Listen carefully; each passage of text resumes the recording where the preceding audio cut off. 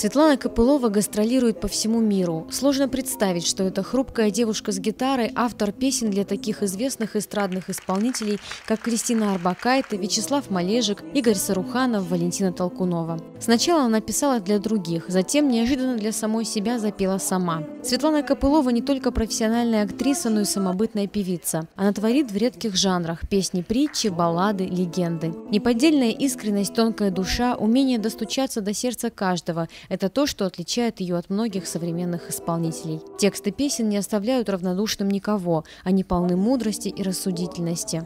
Она поет о том, что волнует и находит отклик в сердце всегда, о добре и зле, о жизни и смерти, о любви и зависти. Очень часто зрители на концертах Светланы Копыловой просят исполнить полюбившиеся композиции и не прячут своего восторга и слез.